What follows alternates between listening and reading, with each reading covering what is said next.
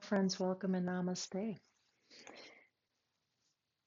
When I'm talking to people, it's incredibly apparent for many people who aren't necessarily saying, I have anxiety, stress, the things they're saying, the way they're saying it, their voice, their breathing.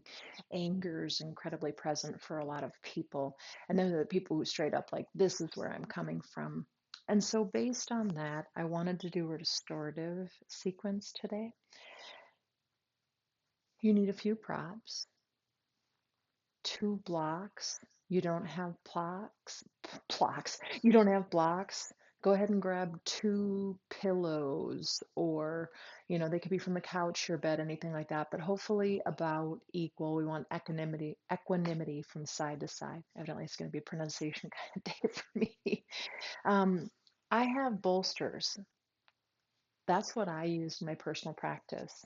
Most of us don't have them at home. So I do what I call the bolster fold with a blanket, right? Where you go kind of long way in half, and then you fold it in half and half and half. So you might hit pause and preps and stuff, right? But I have two of those. It might be one blanket and a pillow, and then I'm going to bring a chair in. You could just pull your mat for the last pose up to a wall, legs up the wall. You could go up to a couch and just be on the edge of the couch.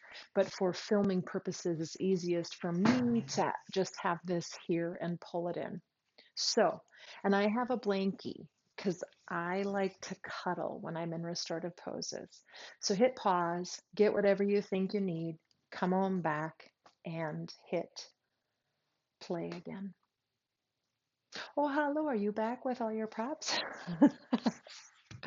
So for the first one, we're going to take that bolster folded blanket and I'm going to lay it long way. That's the head side of my mat. You may or may not want a pillow beneath your head. So I'm going to use the second blanket across the top. The two pillows of equal size, we want those for under the knees. So I sit my buttocks in front of that pillow, and then I'm gonna wait to cover up. I'm gonna bring my blanket up a little bit, right? But when I come on down, I bring the soles of my feet together. I lean back over that blanket. My butt is on the ground, but I do have a low back support system. I personally like the height under my head. Again, feel free to remove it if it doesn't feel right. And even if you're like, no, I can hang out here, it doesn't cause major issues. We're talking to the nervous system. The nervous system feeling legs hanging doesn't feel safe, right? So we lift the hips up a little bit. We bring the blocks in. I like a little angle on my block. And of course, I didn't have my blanket close because I was trying to show you visually. But if you have a blanket, then just bring the blanket up. Have it on your side, whatever you need to do to get into it. Your arms can be out by the side with your palms up, letting your shoulders wrap around that bolster. If you prefer to have your hands back under the blanket on your belly, leave the elbows a little wide when you do that. About the width of your mat, probably. Different shoulders, different things. My hands are really cold this morning, so I'm going to leave my hands against my body. Take a few moments if you need to do any like moving or wiggling around and just get yourself settled. We're going to be here for a few minutes, so you want to really take the time to make sure that 4 minutes from now there's not a seam in the blanket or, something that's going to make you need to want to move. We want to try and stillness once we get there. I'm going to talk us through a body scan because our minds are probably pretty busy, right? Potentially, anyway. So, first thing I want you to do is just feel the blocks under the legs. The legs are not at the maximum capacity of stretch. Take a moment to be aware of that so that your nervous system gets that signal. I am safe. My muscles will not get pulled. Feel that blanket underneath your spine. Spine is completely held by the blanket. There's that gentle rolling open of the shoulders. By the way, if that feels like too much, get the blanket out of there and just lay your back on the ground and butterfly the legs onto the blocks. The butterfly legs, preferable, but even as I say that, how do I know? Maybe in your body and the bolster under the back feels amazing and you'd rather have your legs extended out straight.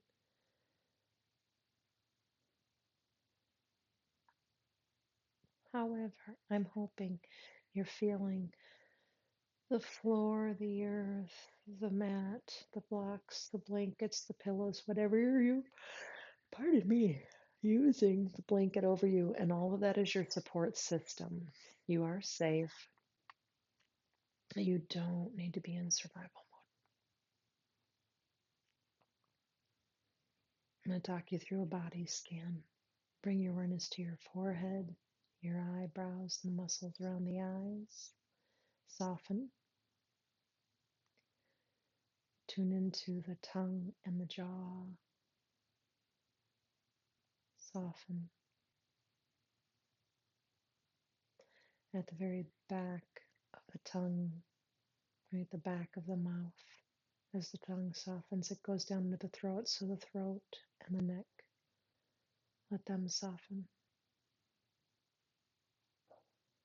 From the neck over to the shoulders, shoulders softening through upper arms, elbows, lower arms, wrists, hands, and fingers.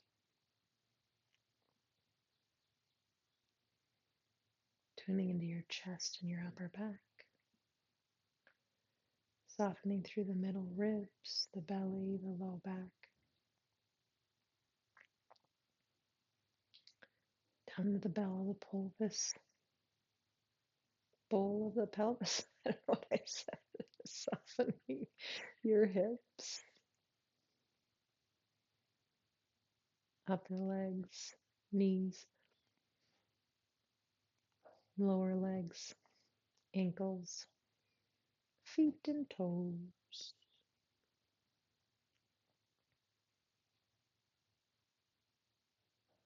Notice the breath. Often by the time we've been laying here for a few minutes and we've scanned the body to soften, the soft belly breath is already happening, but it might not be. There's nothing wrong with it. Bring your awareness back to your belly and soften the belly. You're not pushing or pulling, you're not efforting to make this breath work. Your belly is just so soft that when the diaphragm contracts and moves down to pull air into the lungs, it slightly displaces the abdomen and it rises, pardon me. And as we release the contraction of the diaphragm and it moves up to expel the air out of the lungs, the belly softens back down towards the spine. So just a reminder that you're at home. So if this is feeling just delightful and amazing, maybe stay here for a little longer. When I do restorative practice, I try to stay in every pose for 8 to 10 minutes and sometimes a lot longer. For those of us who are going to go to the next pose, I'm going to put my hands on my outer thighs and gently push my legs up and just pause for a moment. I'm going to move that block on the right side of me out of the way as I roll to the right. I am just full of yawns. I'm so sorry, friends. Well, sorry, not sorry. It's where my body's at. Push the ground away and come on up. I guess I'm relaxed. So the next one we're going to go into, again, if you have a bolster, you would just use the bolster. For those of us who don't have one, we're going to leave a pillow or blanket at the top in case we need it. We're going to take the blocks or pillows, right? Be inventive, be creative. And I'm going to stack them long and make them as long as I can so they're kind of like a bolster. And then I'm going to put a blanket on top of that so I have a little cushion. Now, if you had another blanket or another pillow, I would suggest putting a roll under your ankles when we get there. So I'm going to take this like a cape over me. My friend's working with a blanket. That way I don't have to try to get it when I'm on my belly. And I'm going to try to get my hips to come down to the bottom of that bolster. And the main thing really is I want my head to hang over far enough that I can breathe, right? So I might bring my forehead down to a blanket or a pillow. I'm going to move my blanket out of the way just a touch so you can see me better. I might stack my hands, elbows wide, forehead to the backs of my hands. I've got enough blanket that I'm going to tuck it. Just lift my feet up a little bit so I get a little blanket tucked under my ankles and my feet. All right, so find a place where your shoulders aren't active, where your nose has freedom so you can breathe. If the blocks feel like they're too hard, maybe go get a couple of pillows from your blanket. You have the ability to hit pause at any point in time. It's okay to do that, right? Maybe you double a blanket over under your forehead. I'm kind of figuring out my setup right now, too. And I know this pose really well, and there's a way I often do it, but I always leave space for what's happening today. What would my body like today? So this is prone. Prone simply means belly down.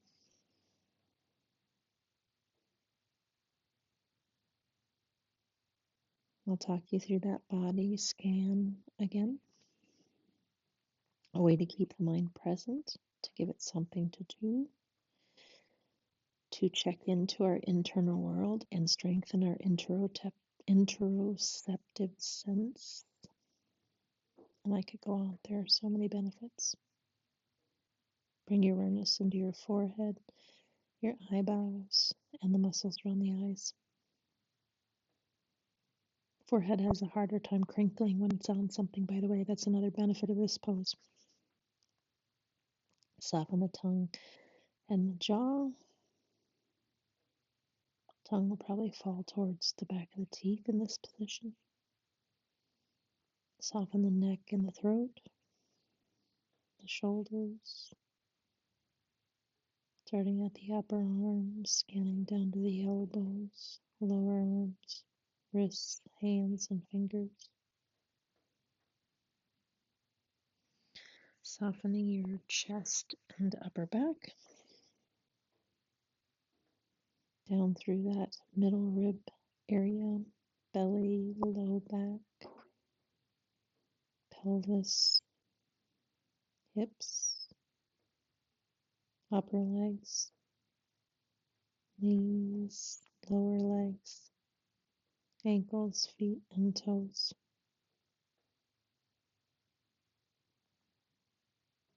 When you pay attention to the breath here,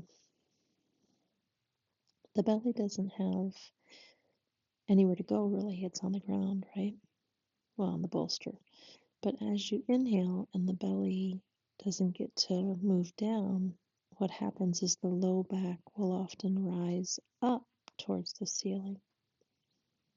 And we get a really great chance to bring the awareness to that low back area and potentially release some tightness that we might be holding through the back of the pelvis and the low back, the hips.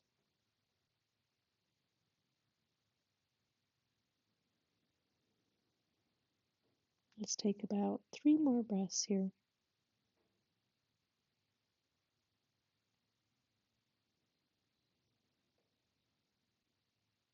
And again, you could continue to stay here. If you've got the time, give yourself the gift. Otherwise, we're going to bring our hands under our shoulders-ish as you go to push, I can't talk today. You might even pause in a child's pose just for a moment, knees wide, toes together or not. Forehead might even rest on the bolster setup. Stretch that low back just a moment. Maybe rock hips right center, left center a little bit.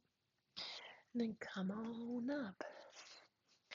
So for the last pose, again, you might need to move your mat to a coffee table, a couch, a bed. I'm going to bring in my chair. In an ideal world, whatever we're on is the height of our femur bones when they're in a vertical position, so that our shins are laying down as well as our heels, right? If it's too high, the heels kind of come up and we're not grounded, and we have that edge in the calf, which might not be incredibly comfortable.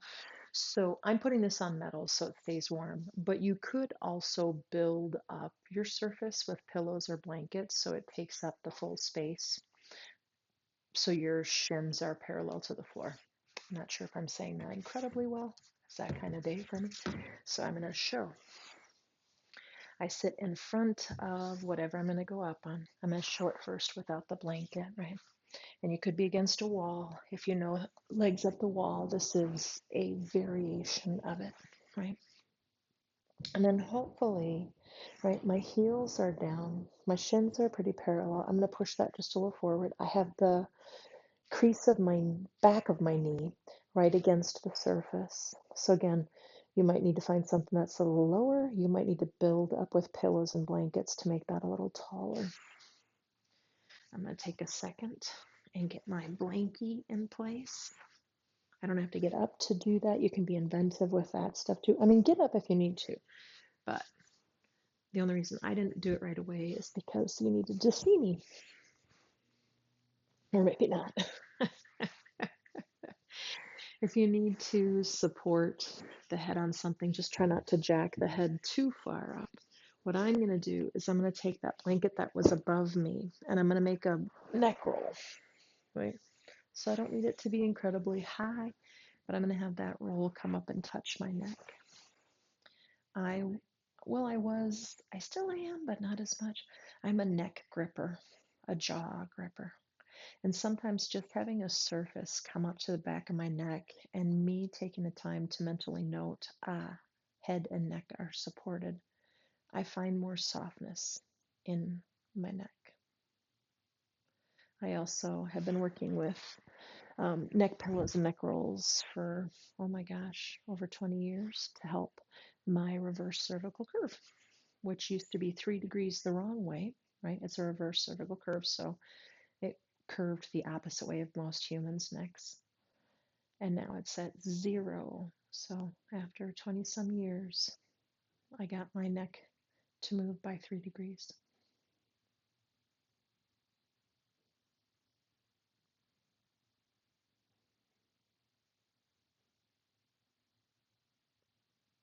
Notice the muscles of the face. Release tension if it's tight. Notice neck and throat, over to the shoulders and the upper back.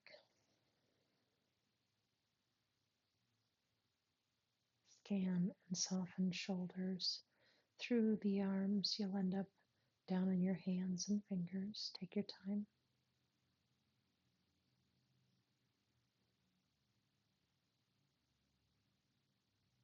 Bring the awareness back to the chest and upper back. And again, take your time with it, but scan through that torso from high down to low. Where are we standing, of course. Even the bowl, the pelvis when you get there. Hips. And then scanning from the hips through the legs, you'll end up down on your feet and your toes. Noticing sensation, softening tension.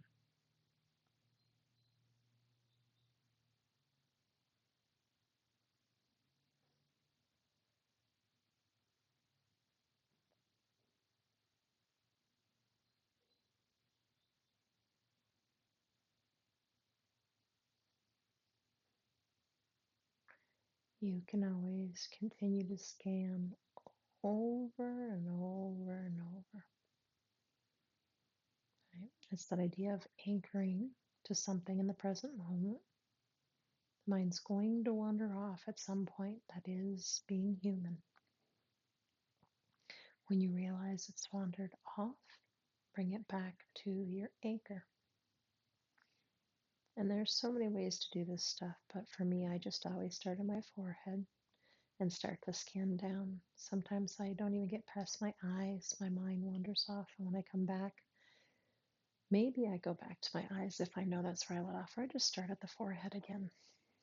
And there are days I'll scan my forehead 14 times and not get to much else in my body, but that's okay. That's part of being present, retraining the brain. Just be so kind and compassionate with yourself.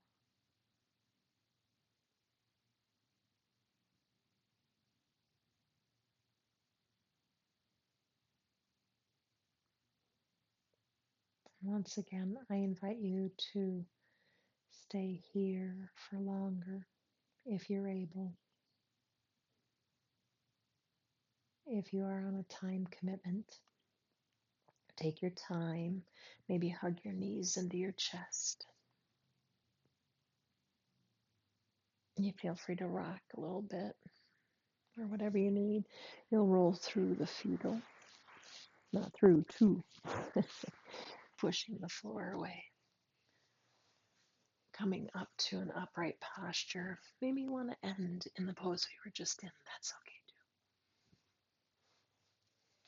too. I don't know what's happening for you right now.